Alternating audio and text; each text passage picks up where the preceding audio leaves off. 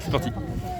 Alice Roussy, vous êtes paysagiste, plasticienne, c'est vous qui avez réalisé ce nouveau monument en arc de cercle où on voit les noms de tous les Palois morts pour la France. Alors comment est né le projet? Pourquoi vous l'avez mis là? Pourquoi il a cette forme?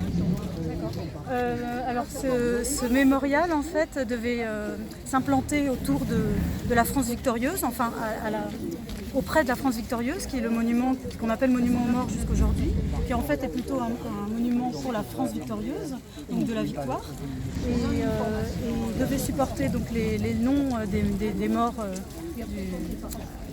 pour la France du XXe siècle. Et l'implantation, en fait, j'ai choisi de l'installer là parce que j'ai étudié en fait tout l'historique de ce site, parce que je suis paysagiste. Et il y a eu beaucoup de transformations du site, notamment déjà la construction de cette église qui était un autre emplacement de Pau en fin 19e, enfin en 1870 et quelques.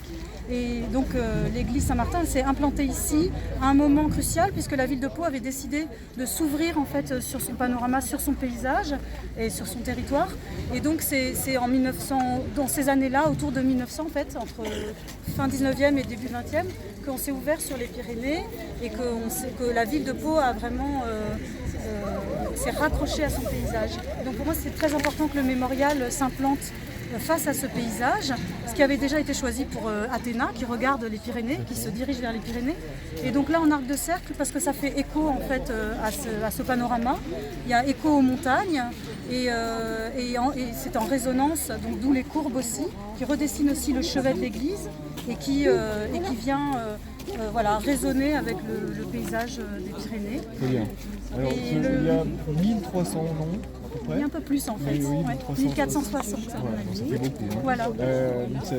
Ça prenait forcément de la place. Oui. L'idée aussi, pourquoi on les fait en blanc sur blanc? C'est la question que tout le monde se pose. Oui, parce que pour moi ce qui était important c'était vraiment la gravure, déjà que ce soit gravé.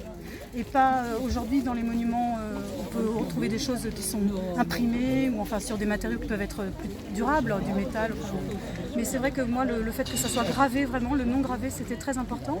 Et donc le choix a été fait de mettre en avant la gravure et qu'elle joue justement avec la lumière. Donc surtout pas de le peindre, qu'il y ait vraiment un jeu de lumière selon la saison, selon l'heure de la journée. On est plein sud, donc le nom des morts s'ouvre, ces noms inscrits regardent les Pyrénées, regardent le sud et jouent avec la lumière d'est en ouest. Donc pour moi c'était aussi durable, enfin c'est quelque chose d'immuable un peu et qui est blanc sur blanc, c'est aussi la couleur de la mort et de la pureté qui rappelle aussi l'enneigement. Donc il y avait quelque chose pour moi de sublime, de l'ordre du sublime.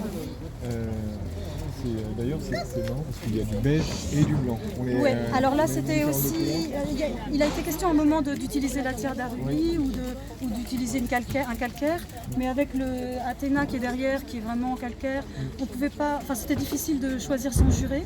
C'est aussi un monument qui est classé monument historique ici. Et donc l'idée de trancher et de choisir un matériau qui était aussi de notre époque pour le coup. Et donc c'est un matériau qui est un matériau composite qui s'appelle le corian et qui est un matériau qui se grave facilement parce qu'il y avait en effet tous ces noms de morts à graver. Une sorte de résine. Voilà, c'est une sorte de. En fait c'est un matériau, ce sont des poussières de pierre avec de la résine.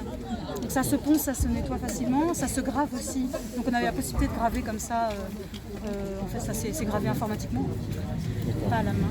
Et c'est pas salissant? C'est pas salissant, ça se ponce, donc si c'est sali ou tagué, ça nettoie. Et si c'est abîmé, ça se nettoie et c'est très facile. Et ça reste blanc, ça jaunit pas. Merci beaucoup. De rien.